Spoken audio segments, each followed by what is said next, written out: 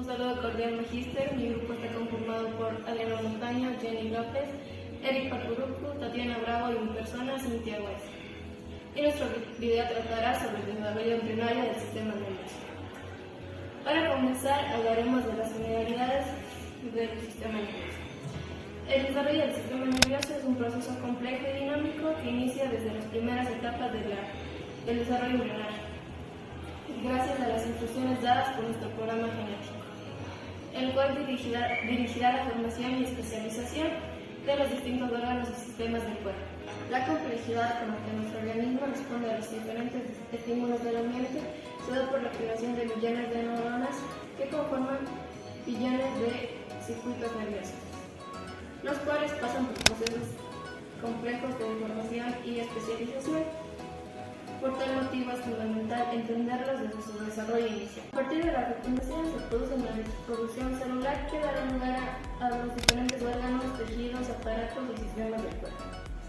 Luego de formarse el cigoto, que es la unión entre un espermatozoide y un óvulo, se producirán cambios significativos que irán estableciendo estructuras cada vez más complejas. El sistema nervioso central y periférico se desarrolla a partir de la tercera semana de gestación. Previo a este momento, el embrión está formado por dos capas celulares, el epiblasto y el hipoblasto. Y es a partir de la tercera semana cuando esta capa bilaminar se transforma en un disco trilaminar gracias al proceso de gastrulación, que da lugar a una capa intermedia quedando el embrión dividido en tres capas, que darán lugar también a la formación de diferentes órganos y tejidos. Lo que continúa de este proceso de neurulación es lo que se conoce como la formación de las dos estructuras a partir de lo que es la transformación de la placa neural. Esta placa neural comienza a doblarse dentro de lo que es la línea primitiva o línea media, que genera lo que es el surco neural y los pliegues neurales. Estos pliegues neurales con el tiempo comenzarán a doblarse en sí mismos hasta fusionarse, que generarán un tubo hueco que vendría a ser lo que posteriormente llamaríamos como el tubo neural. A partir de más o menos el día 23, estos pliegues terminan de cerrarse casi completamente, sin embargo sería más o menos a la cuarta semana en donde estos terminarían de unirse en lo que son los neuroporos rostral y caudal. Cabe mencionar también que una vez que se forma este tubo neural le da paso a lo que es el encéfalo y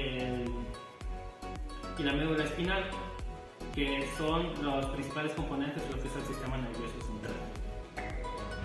Ahora les voy a hablar sobre lo que es la formación de la cresta neural con respecto al sistema nervioso periférico. Para comenzar, la cresta neural constituye una población celular que aparece en la tercera semana del desarrollo embrionario. Estas células están involucradas en una colección variada de defectos de nacimiento, como por ejemplo son las cardiopatías congénitas.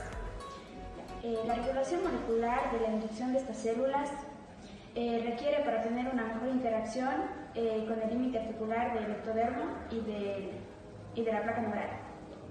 Una vez cerrado el tubo neural, se da lugar a lo que es la formación de la cresta neural, y para esto la parte externa de cada pliegue se separa del tubo y de esta manera se fusionan formando la cresta neural, que ahora se forma parte del tubo neural y del ectodermo. Vamos a hablar sobre el desarrollo del tubo neural.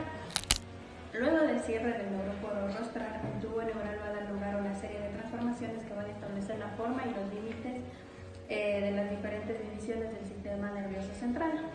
En primer lugar, va a ocurrir una dilatación a nivel de la región cefálica del tubo neural, y al finalizar la cuarta semana el tubo neural va a empezar a curvar, por lo que vamos a poder observar tres vesículas, que son prosencéfalo, mesencéfalo y telencéfalo.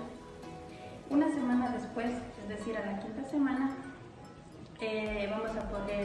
las vesículas se van a dividir en 5, ya que el prosencéfalo se va a dividir en telencéfalo y diencéfalo, el mesencéfalo se va a mantener y el rombencéfalo se va a dividir en metencéfalo y bienencéfalo. Estas prolongaciones van a dar lugar a las diferentes estructuras del sistema nervioso central, y también hay que decir que las paredes de las vesículas, como del tubo neural, van a atravesar por un proceso de división mitótica que van a permitir la proliferación celular y el engrosamiento de estas paredes. este proceso del sistema nervioso central va a ocurrir de forma secuencial. Ahora vamos a hablar lo que cada vesícula forma. Es decir, el telencéfalo va a formar la corteza cerebral y las estructuras subcorticales. El diencéfalo va a formar el tálamo, hipotálamo, epitálamo y subtálamo. El mesencéfalo va a formar el edículo y las estructuras del tegmento. El metencéfalo va a dar lugar al puente y al cerebelo. Y por último, el mielencéfalo va a dar lugar al bulbo raquídeo.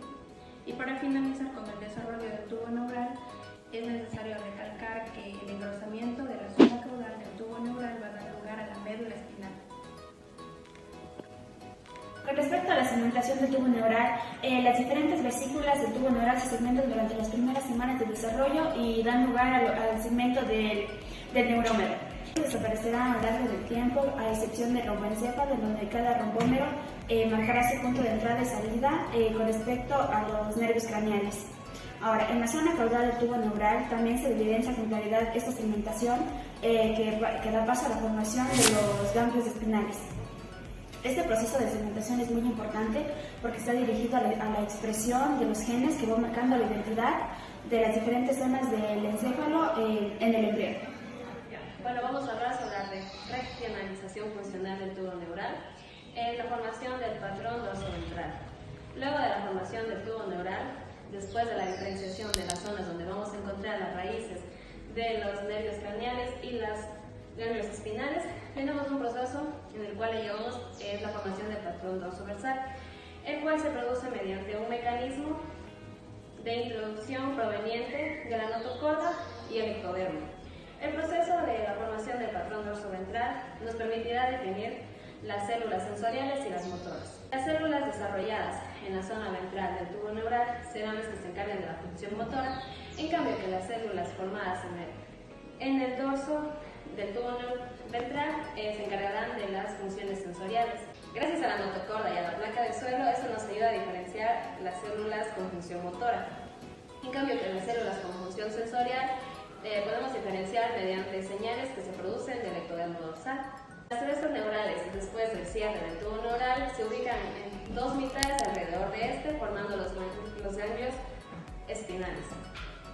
En la sexta semana de gestación se producirá una unión entre los ganglios periféricos con dos prolongaciones, que la una se dirigirá hacia la periferia y la otra hacia el central, lo cual dará paso a la formación de los nervios espinales.